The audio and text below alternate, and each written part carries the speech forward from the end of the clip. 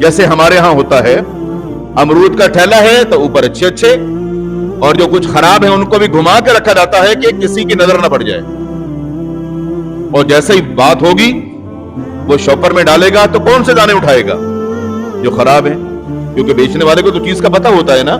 بالکل یہی چیز سبزی کے اندر اور یہی فروٹ کے اندر اور تمام اشیاء کے اندر جو دکانوں پہ ٹھیلوں پہ بک رہی ہیں، بیچنے والا تھوڑا سا خود دیکھ لے کہ میں کیا کر رہا ہوں۔ اگر میں دوسرے کے ساتھ دھوکہ کر رہا ہوں، مال تو بک جائے گا، پیسے تو آ جائیں گے، کیا اس میں برکت ہوگی؟ اور آپ کا یہ سب کچھ کرنا کیا جائز ہوگا؟ کیا آپ اس امت کے اندر رہتے ہوئے ایسا کرو گے؟ کیا آپ اپنی مرضی سے کرو گے یہ سب کچھ؟ من غش فلیس منا، جو آپ نے ارشاد فرمایا، تو کیا یہ حکم آپ کے اوپر نہیں لگے گا؟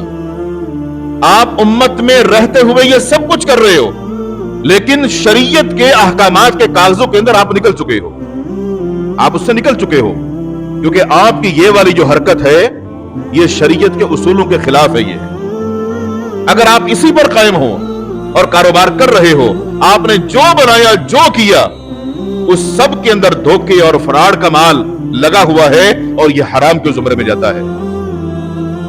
اب ایسا کرنے والا بندہ کیا یہ نماز نہیں پڑھتا ہوگا؟ یہ عمرہ نہیں کرتا ہوگا؟ یہ حج نہیں کرتا ہوگا؟ اگر یہ سب کچھ کیا جا رہا ہے تو کس پیسے کی بدولت آپ جو کچھ کما رہے ہیں، جو کچھ آپ لگا رہے ہیں، یہ صورتحال کہاں سے کہاں پہنچتی ہے؟ اور پھر آج کل بازاروں میں، مارکیٹوں کے اندر مختلف چیزوں کی جو کوالٹیاں ہیں، A quality, B quality, C quality, اس کے اندر بھی آپ دیکھ لیں، بالخصوص جو آئل استعمال ہو رہا ہے، چاہے وہ گاڑی میں ڈالنے والا آئل ہو یا پکوان ہو، اس کے اندر آپ دیکھ لیں جو گاڑیوں میں ڈالا جانے والا آئل ہے، اس کے اندر جو کمپنی کا اوریجنل آئل ہے اس کے اوپر اس کا ریٹ پرنٹ ہوتا ہے، لیکن 2 نمبری کا جو بازار ہے وہ اس سے زیادہ گرم ہے۔ انہی خالی ڈبوں کے اندر 2 نمبر آئل استعمال ڈالا جاتا ہے اور اس کو بی کوالٹی کہا جاتا ہے۔ کوئی بندہ بی کوالٹی کا مال بیچ رہا ہے اے کوالٹی کی قیمت پر، گاہک کو کیا کہتا ہے کہ بھئی اوریجنل آئل ہے۔ ہر قسم کی حمد و ثنا، کبریائی، بڑائی اللہ وحدہ لا شریک، خالق کائنات، مالک ارض و سما کے لیے۔ درود و سلام ہوں امام الانبیاء، ہادی، رہبر و رہنما، احمد مجتبی، جناب محمد الرسول اللہ صلی اللہ علیہ وآلہ وسلم کی ذات اقدس پر، جن کو اللہ رب العالمین نے اس کائنات کے لیے رحمت للعالمین بنا کر مبعوث فرمایا۔ حضرات گرامی، کسی بھی شخص کا امت محمدیہ میں پیدا ہونا اور رسول اکرم صلی اللہ علیہ وآلہ وسلم کا مطیع اور فرما بردار بن جانا، آپ کے نقش قدم پہ چلنا، آپ کی ہر بات کو ماننا، یہ بڑی خوش نصیبی کی بات ہے۔ اور اگر کوئی شخص اس امت میں پیدا تو ہوا، کلمہ بھی پڑھ لیا، مگر رسول اکرم صلی اللہ علیہ وسلم کی کسی بات کو وہ مانتا ہے اور کسی بات کو نہیں مانتا، اپنی مرضی کی زندگی بسر کرتا ہے، یہ بندہ جو اپنی مرضی سے زندگی بسر کرتا ہے، جو بات اچھی لگتی ہے وہ مان لیتا ہے، اور جو بات مشکل لگتی ہے وہ نہیں مانتا، اس بندے کی یہ زندگی گزر تو جائے گی، مگر اس کا انجام کیا ہے؟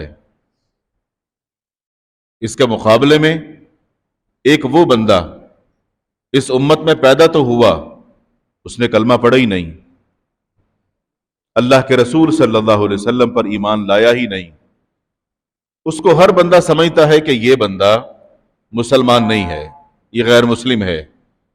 کیوں؟ اس نے کلمہ نہیں پڑھا۔ اور یہ بات سمجھ بھی آتی ہے کہ جس نے کلمہ نہیں پڑھا وہ مسلمان نہیں ہے، مگر کلمہ پڑھنے والوں میں 2 طرح کے لوگ ہیں، ایک کلمہ پڑھ کر ہر بات ماننے والا ہے، اور دوسرا کلمہ پڑھ کر ہر بات نہیں مانتا، کوئی بات مانتا ہے اور کوئی بات نہیں مانتا۔ اللہ کے رسول صلی اللہ علیہ وسلم کی زندگی میں آپ صلی اللہ علیہ وسلم نے ایسے لوگوں کے لیے کیا ارشاد فرمایا کہ جو کلمہ پڑھتا ہے بات نہیں مانتا، کوئی بات مانتا ہے اور کوئی بات نہیں مانتا۔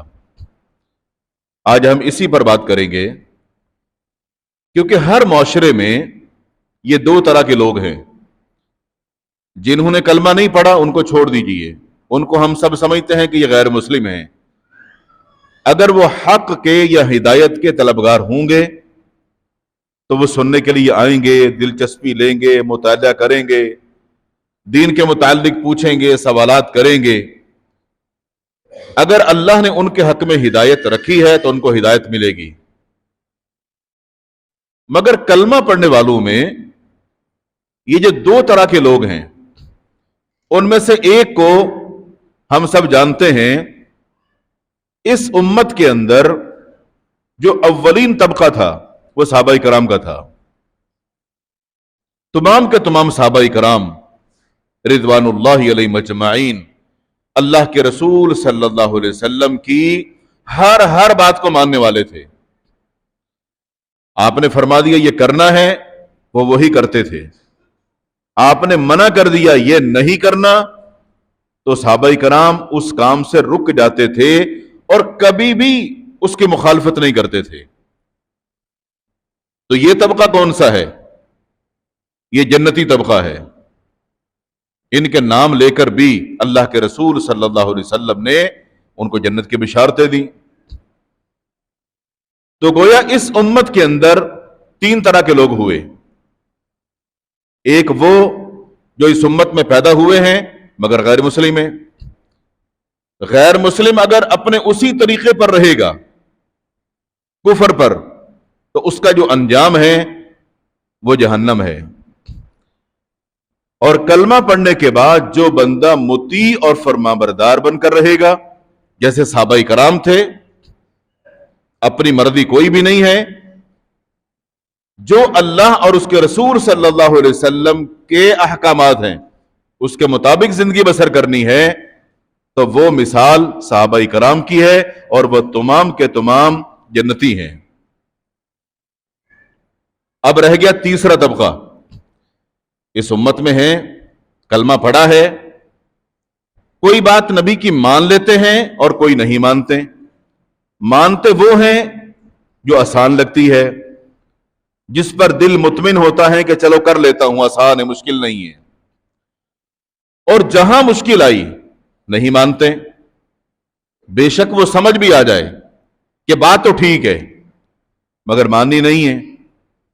نہ ماننے میں کئی ساری وجوہات ہو سکتی ہے، اس لیے نہیں مانتا۔ اگر میں نے مان لیا تو لوگ کیا کہیں گے کہ اس سے پہلے اتنی زندگی گزر گئی، آج تک تو مانا نہیں، لیکن اب یہ کیسے مان گیا؟ یہ بات اس انسان کا دل سمجھتا ہے کہ یہ بات ٹھیک ہے، کرتا اس لیے نہیں ہے تاکہ معاشرے میں لوگ میرے متعلق باتیں نہ کریں۔ اپنی مرضی کی زندگی بسر کرنے والا بندہ جب اپنی مرضی کرتا ہے تو پھر اس کے لیے اللہ اور اس کے رسول صلی اللہ علیہ وسلم کی طرف سے جو وعید ہے یا سزا ہے پھر وہ بھی سامنے رہنی چاہیے، کیونکہ یہ معاملہ اللہ کے دین کا ہے۔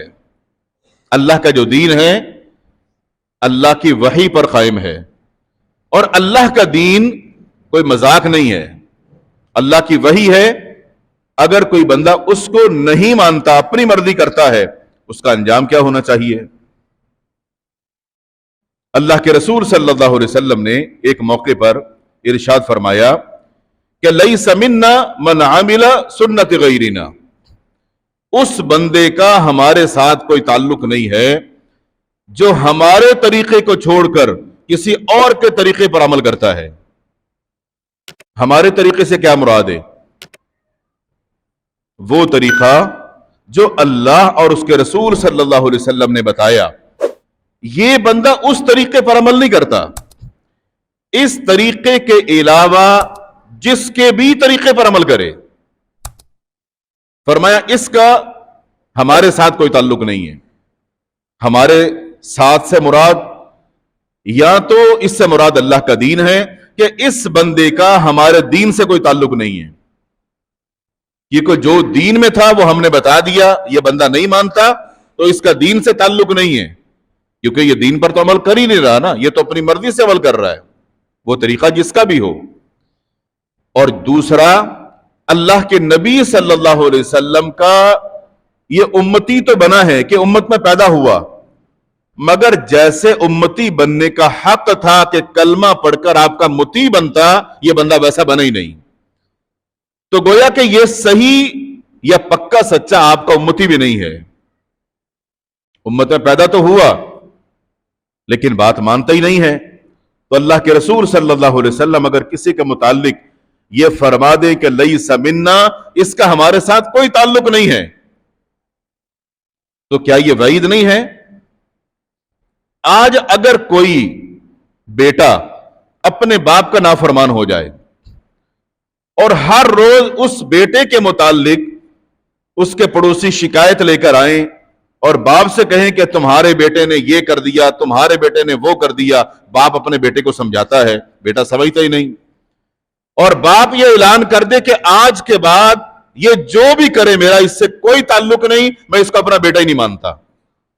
हालांकि इनकार करने से वो उसका बेटा वो तो रहेगा। ऐसा तो नहीं है कि उसने इनकार कर दिया तो अब ये उसका बेटा ही नहीं है, बेटा तो है। ये हुक्म तो तब्दील हो ही नहीं सकता। इसका ये कहना कि मैं इसका कोई जिम्मेदार नहीं हूं, ये जो भी कर रहा है तुम जानो और ये जाने, इसके साथ जो भी करो तुम्हारी मर्जी है, मैं बीच में नहीं आऊंगा, यही मामला होगा ना। तो अब लोग उस बेटे को किस नजर से देखेंगे कि भाई इसके घर वालों ने भी इसका जवाब दे दिया। अब लोगों की नजरों में उसकी बच्चे की अहमियत और कम हो गई कि घर वाले भी इसको नहीं पूछ रहे, अब इसके साथ जो भी होगा लोग इसके साथ सीधे हो जाएंगे, या तो ये ठीक हो जाएगा या ये इलाका छोड़ के चला जाएगा। अगर यही सूरत हाल एक उम्मती के साथ क़यामत के दिन हो, दीन अल्लाह और उसके रसूल सल्लल्लाहु अलैहि वसल्लम ने जो बयान कर दिया उसमें कोई चीज मख्फी और पोशीदा नहीं है, और यह दीन इस्लाम का एजाज है कि इस दीन में कोई चीज मख्फी नहीं है। मिसाल के तौर पे मरने के बाद कब्र में सवालात होंगे, वो सवालात पहले ही बता दिए, भाई तैयारी कर लो। क़यामत के दिन हशर के मैदान में सवालात होंगे, वो पहले से बता दिए, भाई तैयारी कर लो। क्या कोई सवालात बताता है? लेकिन अल्लाह के रसूल सल्लल्लाहु अलैहि वसल्लम ने बता दिए। और जिन मामलात में मुखालफत करने पर यह बंदा उम्मत से बेदखल कर दिया जाए, उसका भी बता दिया कि अगर यह बंदा ऐसा करेगा तो इसका मेरे साथ कोई ताल्लुक नहीं। ये फरमाने वाले कौन हैं? मुहम्मदुर रसूलुल्लाह सल्लल्लाहु अलैहि वसल्लम। तो कुछ काम और उमूर कुतुब अहादीस में खुसूसी तौर पर जिक्र किए गए, मुआशरे के साथ या मुआशरती बुराइयों के साथ उसका गहरा ताल्लुक है, और अल्लाह के रसूल सल्लल्लाहु अलैहि वसल्लम ने अपने दौरे नबूवत के अंदर उनका जिक्र किया। और आज के मुआशरे में अगर वो लोग वैसा ही करें, तो अगर आप सल्लल्लाहु अलैहि वसल्लम ने अपने दौरे नबूवत के अंदर यह फरमा दिया अगर कोई ऐसा करेगा उसके साथ मेरा ताल्लुक नहीं, तो अगर आज के दौर में कोई बंदा ऐसा करेगा तो क्या उसका ताल्लुक रहेगा नबी के साथ? कभी भी नहीं। तो अल्लाह के रसूल सल्लल्लाहु अलैहि वसल्लम एक दफा बाजार में तशरीफ ले गए। बाजार के अंदर, मंडी के अंदर मुख्तलिफ लोग मुख्तलिफ चीजें बेच रहे होते हैं, कारोबार चल रहा होता है। आप सल्लल्लाहु अलैहि वसल्लम मंडी में गए, वहां पर अनाज का एक ढेर नजर आया, उसके करीब गए और अनाज के ढेर में आपने अपना हाथ यूं ऐसे दाखिल किया और मुट्ठी भर के बाहर निकाला। तो आपके हाथ में जो कुछ आया, महसूस हुआ कि यह तो माल गीला है, वो चावल हो, वो गंदम हो, वो जौ हो, या कुछ भी हो। तो जैसे ही आपने वो मुट्ठी भर के बाहर निकाला तो वो हाथ में जो माल आया वो तो गीला था, उसमें नमी थी। आपने उसके मालिक को बुलाया, आपने पूछा भाई ये क्या है? ये माल ऊपर ढेरी के जो नजर आ रहा है ये तो सारा सूखा खुश्क है और अंदर माल गीला है। उसने कहा जी अल्लाह के नबी सल्लल्लाहु अलैहि वसल्लम, दरअसल बात यह है कि वो रात कुछ बारिश हो गई थी तो माल कुछ गीला हो गया, तो मैंने सूखा सूखा माल ऊपर डाल दिया। क्यों सूखा माल इसलिए डाला ताकि लेने वाला जब आएगा उससे मेरी बात बन गई तो मैं उसको दूंगा कि सूखा भी जाएगा और गीला भी जाएगा। आप सल्लल्लाहु अलैहि वसल्लम ने क्या फरमाया? आपने फरमाया कि मन गश्शा फलैसा मिन्ना, जो बंदा किसी के साथ भी धोखा करता है उसका हमारे साथ कोई ताल्लुक नहीं है। धोखा करना, फ्रॉड करना, दो नंबरी करना, कारोबार के अंदर इस तरह की सूरत हाल इख्तियार करना, आपने फरमाया जो बंदा भी ऐसा करेगा उसका हमारे साथ कोई ताल्लुक नहीं है। यहां धोखा था क्या?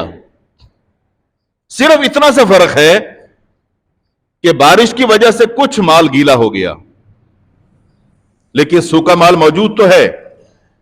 लेकिन अगर कोई बंदा खरीदेगा, जब उसका वजन किया जाएगा तो गीला होने की वजह से माल का वजन बढ़ जाएगा। तो अल्लाह के रसूल सल्लल्लाहु अलैहि वसल्लम ने इसको धोखा करार दिया। कारोबार तो आज भी हो रहे मार्केटों में, मंडियों में, बाजारों में, नौयत अलग अलग है। चीजों में मिलावट करना, फ्रॉड करना, दो नंबरी करना, धोखा करना, गलत बयानी करना। तकरीबन जिस बंदे का जहां हाथ पड़ जाए वो कोशिश यही करता है कि कुछ ना कुछ मैं कर लूं, हाथ की सफाई बंदा दिखाता है। तो क्या इसके बगैर कारोबार मुमकिन नहीं है क्या? अल्लाह के रसूल सल्लल्लाहु अलैहि वसल्लम ने तिजारत की, कारोबार किया और खजूरों का कारोबार किया आपने। आप जानते हैं खजूरों की बहुत सारी अकसाम हैं, शायद 500 से ऊपर हैं।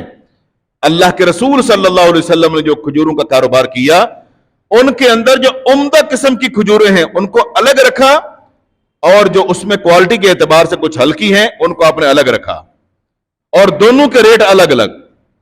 अगर किसी की गुंजाइश कम है तो वो ये ले सकता है, अगर कोई चाहता है मुझे उम्दा माल चाहिए तो वो ये है और उसकी कीमत अलग है।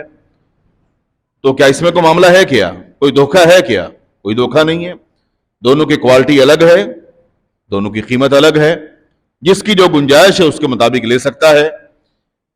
लेकिन अगर आप उस माल को मिक्स कर दें और ऊपर अच्छा अच्छा माल चुन दें, जैसे हमारे यहां होता है, अमरूद का ठेला है तो ऊपर अच्छे अच्छे और जो कुछ खराब है उनको भी घुमा के रखा जाता है कि किसी की नजर ना पड़ जाए, और जैसे ही बात होगी वो शॉपर में डालेगा तो कौन से दाने उठाएगा?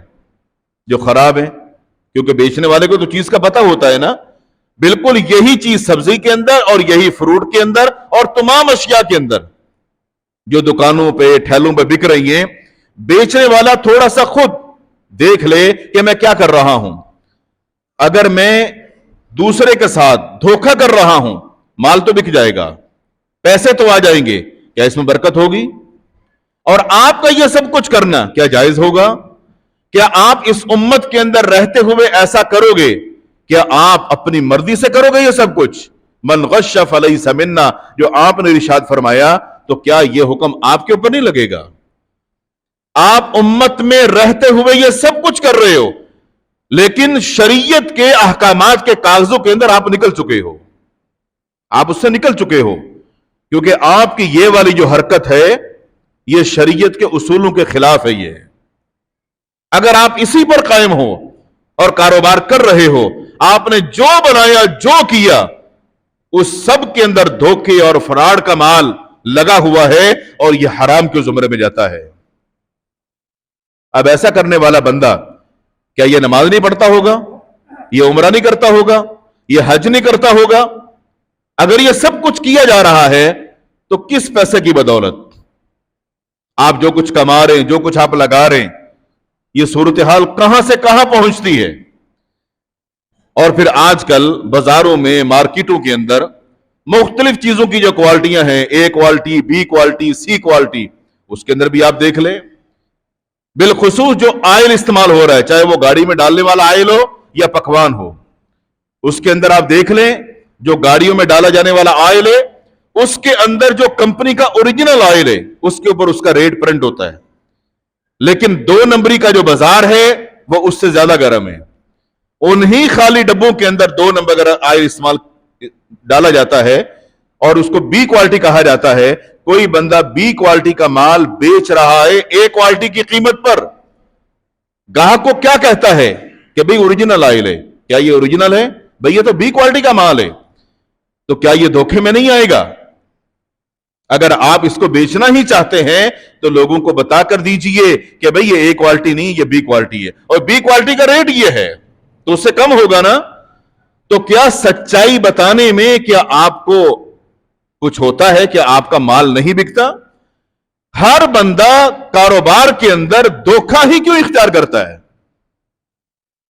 आप लोगों के साथ करते हैं तो आपको एहसास नहीं हो रहा, और अगर कोई आपके साथ ऐसा करे और आपको पता चल जाए तो आपको कैसा लगेगा? मिसाल के तौर पे, अगर कभी आप पासपोर्ट ऑफिस गए हों, उसके अंदर एक चार्ट लगा हुआ है कि आप लोगों ने यहां पर घूमने फिरने वाले जो एजेंट लोग हैं, अगर किसी ने उनको पैसे दिए हुए हैं तो हमारा इदारा उसके जिम्मेदार नहीं है। आप जब ऑफिस में दाखिल हुए तो आपने वो नहीं पढ़ा, और जब आपने वो एजेंट को पैसे दे दिए, अंदर दाखिल हुए, उस चार्ट पे आपकी नजर पड़ी, तो क्या ख्याल है, एक दफा आप हिल नहीं जाएंगे कि मैंने तो पैसे एजेंट को दिए और ये इदारा बोल रहा है कि एजेंट से हमारा कोई ताल्लुक नहीं है? आप सोचेंगे अगर वो भाग गया तो मेरा क्या होगा? तो मेरे तो पैसे गए, मेरा तो पासपोर्ट भी गया, मेरा तो ये भी गया। अगर उसने 2 नंबरी मेरे साथ की तो मेरे साथ क्या होगा? चलो ये तो दुनिया का मामला है, यहां थोड़ा बहुत नुकसान बर्दाश्त किया जा सकता है। अगर यही सूरत हाल हमारी नेक आमाल के साथ है कि अपनी जिंदगी के जितने भी अमल हैं मर्जी से करने, जैसे मुझे अच्छा लगेगा मैं करूंगा, अच्छा नहीं लगेगा तो नहीं करूंगा, दिल मानेगा करूंगा, दिल नहीं मानेगा नहीं करूंगा, तो क़यामत के दिन अल्लाह की अदालत में जब आमाल तोले जाएंगे, वो जो तराजू अल्लाह कायम करेगा जिसमें आमाल तोले जाएंगे, वहां क्या होगा?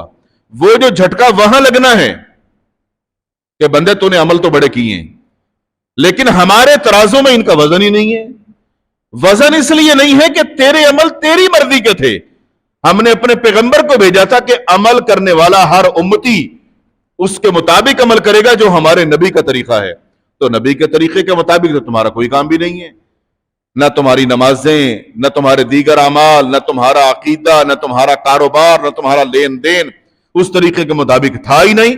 जबकि हमने तुम्हें यह भी बताया था कि लक़द कान लकुम फी रसूलिल्लाहि उस्वतुन हसना, जिंदगी गुजारने के लिए बेहतरीन तरीका उसवे हसना मुहम्मदुर रसूलुल्लाह सल्लल्लाहु अलैहि वसल्लम है।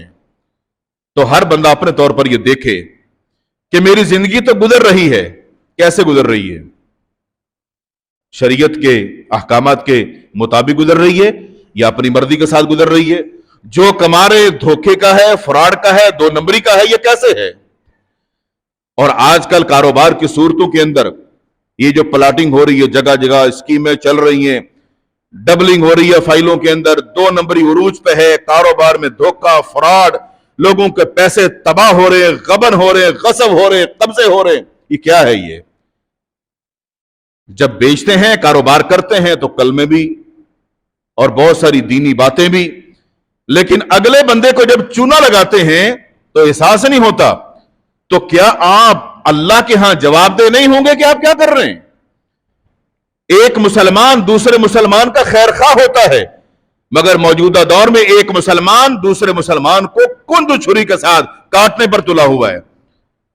जहां जिसको मौका मिला वो कोशिश करता कि काट लो, दोबारा शायद ये हाथ ही ना आए। हर चीज में 2 नंबरी। और आज दीन को भी लोगों ने माफ नहीं किया, दीन के अंदर भी 2 नंबरियां। हवाला देंगे कि अल्लाह के रसूल सल्लल्लाहु अलैहि वसल्लम ने यह फरमाया। जब आप किताब खोल के देखोगे तो पता चलेगा ये जो इसने बयान किया था ये तो हदीस ही ज़ईफ है या मनगढ़ंत रिवायत बयान कर रहा था। सीधे साधे लोगों को इस तरह की बातें कहकर बयान करके फंसाने के लिए दीन के अंदर भी धोखा दिया जाता है। तो क्या ये लोग मुजरिम नहीं होंगे क़यामत के दिन अल्लाह की अदालत में? दीन के नाम पर हो या दुनिया के नाम पर हो या काम के नाम पर हो या कारोबार के नाम पर हो, जहां भी धोखा और फ्रॉड 2 नंबरी होगी, ऐसा करने वाला शख्स अल्लाह की अदालत के अंदर क़यामत के दिन मुजरिम ही होगा। हर मुसलमान पर लाजिम है कि जब उसने कलमा पढ़ लिया, अब वो अपनी जिंदगी को उसी तरीके के मुताबिक गुजारेगा جو شریعت کے احکامات ہیں اور اس کے مطابق ہر بندے کو کوشش کرنی چاہیے کہ میرے پاس کم سے کم اتنا علم ہونا چاہیے کہ میں پہچان سکوں اچھا کیا ہے، برا کیا ہے، حلال کیا ہے، حرام کیا ہے۔ جب وہ جان لیا تو اس کے بعد اس سے پیچھے نہیں ہٹنا۔ اللہ تعالیٰ آپ کو آزما سکتا ہے، آپ کے کام یا کاروبار کے اندر کمی کے ذریعے سے آپ پر ہو سکتا ہے فاقوں کی نوبت آ جائے، آپ کا امتحان لیا جا رہا ہو کہ دیکھو میرے بندے میں صبر کتنا ہے۔ اللہ آزماتا ہے اپنے بندوں کو، اور سب سے زیادہ اللہ نے آزمایا اپنے انبیاء کو۔ جو انبیاء کے طریقے پر چلے گا اس کو اتنا ہی زیادہ آزمایا جائے گا، اور جتنا وہ صبر کرے گا اس سے اتنا ہی مقام اس کا بلند ہوگا۔ یہ اللہ کی آزمائش کے طریقے ہیں۔ اور جس بندے نے اللہ اور اس کے رسول کے طریقے کو چھوڑا، ان کی مخالفت پر اتر آیا، اپنی مرضی کی زندگی بسر کر رہا ہے، اور دین کے معاملات کے اندر بھی جاننے کے باوجود، سمجھنے کے باوجود ویسا عمل کرنے کی کوشش نہیں کر رہا جو اللہ کے پیغمبر کا طریقہ تھا، مخالفت کر رہا ہے، فرمایا فَلْيَحْذَرِ الَّذِينَ يُخَالِفُونَ عَنْ أَمْرِي أَن تُصِيبَهُمْ فِتْنَةٌ أَوْ يُصِيبَهُمْ عَذَابٌ أَلِيمٌ۔ جو لوگ بھی اللہ اور اس کے رسول صلی اللہ علیہ وسلم کے طریقے سے ہٹ کر کوئی بھی عمل کرتے ہیں، کوئی بھی عمل، مگر طریقہ اللہ اور اس کے رسول کا نہیں ہے، ان کی مخالفت کر رہا ہے، اپنی مرضی کر رہا ہے، ان کے طریقے کو چھوڑ کر اپنی پسند کا عمل کر رہا ہے، اس کو ڈرنا چاہیے ان تصیبہم فتنہ، اللہ اس بندے کو کسی بہت بڑی آزمائش کے اندر ڈال دے گا۔ اور جب اللہ کسی آزمائش میں ڈالے گا اپنے اور رسول کی مخالفت کی وجہ سے، تو پھر اس کو آزمائشوں سے نکالے گا کون؟ او یصیبہم عذاب علیم، اور اگر کسی بڑی مصیبت میں نہ ڈالا گیا، آزمائش میں نہ ڈالا گیا، تو فرمایا پھر یاد رکھنا ہماری مخالفت کی وجہ سے جو ہمارا عذاب ہوگا وہ بڑا دردناک ہے۔ جب اللہ عذاب دینا چاہے تو کیا کچھ چھڑانے والا ہوگا، کچھ ساتھ دینے والا ہوگا؟ کوئی بھی نہیں۔ اس لیے کلمہ پڑھنے کے بعد ہر مسلمان پر لازم ہو جاتا ہے کہ اس کو جتنا تک ہو سکے اس کو اللہ اور اس کے رسول صلی اللہ علیہ وسلم کی بات، آپ کی تعلیمات کو اپنانا چاہیے، نہ یہ کہ اپنی پسند اور اپنی مرضی کو ترجیح دے کہ جو دل مانے گا وہ کرے گا اور جو مشکل لگے گا اس کو چھوڑ دے گا۔ اگر مرضی کی زندگی گزارنی ہے تو پھر مرضی کی زندگی تو وہ لوگ گزارتے ہیں جنہوں نے اس دین کو مانا ہی نہیں، وہ دین سے دور ہیں، اپنی مرضی کی زندگی گزار رہے ہیں۔ جب وہ اپنی مرضی پر قائم ہیں تو قیامت کے دن اللہ بھی ان کے ساتھ اپنی مرضی کرے گا، اور ان لوگوں کا ٹھکانہ پھر جہنم ہوگا۔ اور کتنی بد نصیبی کی بات ہوگی کہ ایک بندہ کلمہ پڑھ کر مسلمان ہو کر دین کے کچھ معاملات کو مانتا ہے اور کچھ کو مانتا ہی نہیں ہے، اور اللہ اور اس کے رسول کی مخالفت کر رہا ہے، اور ان کے متعلق قیامت کے دن یہ فیصلہ ہو جائے کہ میرے بندے تو نے جو بھی نافرمانیاں کی ہیں نا، اپنی مرضی کر کے آیا، لیس منا، ہمارا تیرے ساتھ کوئی تعلق ہی نہیں ہے، تو وہاں پر اس بندے کی حیثیت کیا ہوگی جس کو اللہ کے رسول صلی اللہ علیہ وسلم ہی منع کر دے اور روک دے کہ بھئی میرا تمہارے ساتھ کوئی تعلق نہیں ہے، تم جو کر رہے تھے ہم نے تمہیں پہلے ہی منع کر دیا تھا کہ مخالفت نہیں کرنی۔ اب مخالفت دین کے معاملات میں ہو یا دنیاوی اور کاروباری معاملات کے اندر ہو، مخالفت تو مخالفت ہی ہے۔ یہ دھوکہ، یہ فراڈ، یہ دو نمبریاں آج کے معاشرے میں عروج پر ہیں۔ ہر مسلمان کو چاہیے کہ جس سے بھی کوئی ایسا معاملہ سرزد ہوا ہے وہ حقوق العباد کے معاملات کو سامنے رکھتے ہوئے اپنے بھائیوں کے ساتھ اپنے معاملات کو ٹھیک کرے، جس کے ساتھ جو لین دین ہے اس کو دنیا میں کلیئر کر لے، تاکہ اللہ تعالیٰ کی ہاں اس کی عدالت کے اندر جواب دہ نہ ہونا پڑے۔ اللہ تعالیٰ سے دعا ہے اللہ تعالیٰ ہم سب کو دین کو سیکھنے، سمجھنے، اصلاح کرنے اور عمل کرنے کی توفیق عطا فرمائے۔ وآخر دعوانا الحمدللہ رب العالمین۔